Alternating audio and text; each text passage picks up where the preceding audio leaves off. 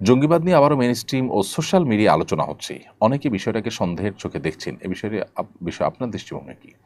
প্রথম কথা হলো যে, পশ্চিমা সাম্রাজ্যবাদীদের অনেক বড় একটা অস্ত্র হলো মুসলমানদেরকে জঙ্গিবাদের তকমা দেওয়া, ট্যাগ দেওয়া। ইরাককে তারা ধ্বংস করেছে, মরণাস্ত্র আছে এই অজুহাত তুলে। কিন্তু মরণাস্ত্র পাওয়া যায়নি, দেশ কিন্তু ধ্বংস হয়ে গেছে। তারা সরিও কিন্তু বলেনি। এই একটি এক্সাম্পলই যথেষ্ট তাদের এই জঙ্গিবাদের তথাকথিত এই খেলা, এই নাটক বোঝার জন্য। মুসলিম দেশগুলোকে, আমাদের মতো দেশগুলোকে চাপে রাখার জন্য তারা এই জাতীয় ইস্যুগুলোকে নানাভাবে ফুলিয়ে ফাঁপিয়ে প্রকাশ করে। আমরা জানি আমাদের দেশে চাঁদাবাজি, সন্ত্রাস, বহুবিধ অন্যায় অপরাধ কর্মকাণ্ড হয়। মানুষের নিরাপত্তা এখানে বেশ কিছু ক্ষেত্রে আমরা দেখি যে বিঘ্নিত হয় দারুণভাবে।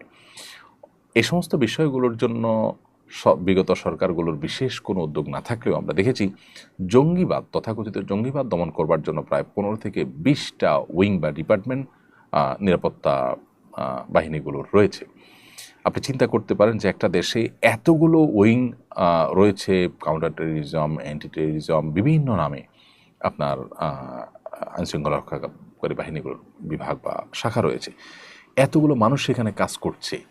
দেশে কি আসলে মানে জঙ্গিবাদের বাম্পার ফলন হয়েছে যে এত ডিপার্টমেন্ট কাজ করতে হচ্ছে, এতগুলো উইং থাকতে হচ্ছে, এতগুলো ফোর্স সেখানে কাজে লাগতে হচ্ছে? আমরা তো কোনো আপনার ঘুষ প্রতিরোধ এর জন্য এরকম কোনো বিশেষ 2-4টা বাহিনী করতে দেখিনি।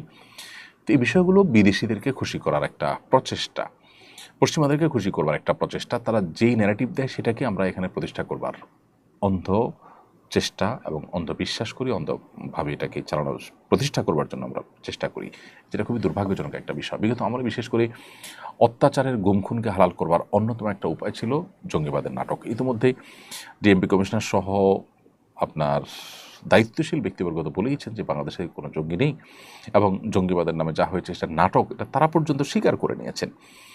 এবং বহু মানুষ যারা গুম খুনের শিকার হয়েছেন তাদের জবানবন্দিগুলো আমরা জানি, আয়নাঘরে রাখা থেকে নিয়ে বিভিন্ন বিষয়গুলো, এগুলোর জন্য জঙ্গিবাদকে একটা উজুয়াদ হিসেবে ব্যবহার করা হয়েছে। অতএব সেটাকে নতুন করে ফিরিয়ে আনার চেষ্টা যে বা যারা করছেন তারা পুরনো সেই খেলাকে আবার বাংলাদেশে মঞ্চস্থ করার চেষ্টা করছেন। বাংলাদেশের মানুষ খুবই সচেতন এখন এই জিনিসগুলোর সব জারে জড়ি তারা বুঝে গেছেন যে জঙ্গি অভিযান, জঙ্গি বিরোধী অভিযানের নামে যে নাটক করা হয়েছে সেই নাটকগুলো এখন সবার কাছে দিনে আলোর মতো পরিষ্কার।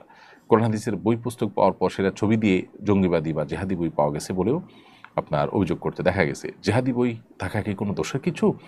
টনি ব্লেয়ার যদি আপনার ক্রুসেডের ঘোষণা দিতে পারেন, খ্রিস্টানদের ধর্মযুদ্ধের ঘোষণা দিতে পারেন, তাহলে মুসলমান জেহাদি চেতনা লালন করলে সমস্যাটা কোথায়? কোরআন এবং হাদিসে জিহাদের কথা আছে, তাহলে আমাকে কোরআন হাদিসকে বাদ দিব? এগুলো করতে করতে করতে আস্তে আস্তে আস্তে আমাদেরকে কোণঠাসা করা হচ্ছে এবং ইসলামী শক্তিকে দুর্বল করার অপচেষ্টা করা হচ্ছে। অতএব সেই পুরাতন যে চক্রান্ত এবং ষড়যন্ত্র সেটা আবার নতুন করে শুরু করতে যাচ্ছে একটা মহল, যেটা উদ্বেগজনক। আমাদের প্রত্যেকটা মানুষের এটার বিরুদ্ধে অবস্থান নেওয়া দরকার।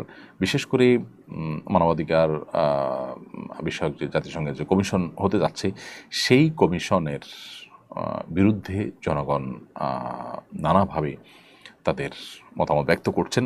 এরকম একটা সময় মানুষের দৃষ্টিকে অন্যদিকে ফেরাবার জন্য এটা করা হচ্ছে কিনা। যুক্তরাষ্ট্রের সঙ্গে যে নিরাপত্তা চুক্তির কথা শোনা যাচ্ছে সেটা আপনার বাস্তবায়নের দ্বারপ্রান্তে।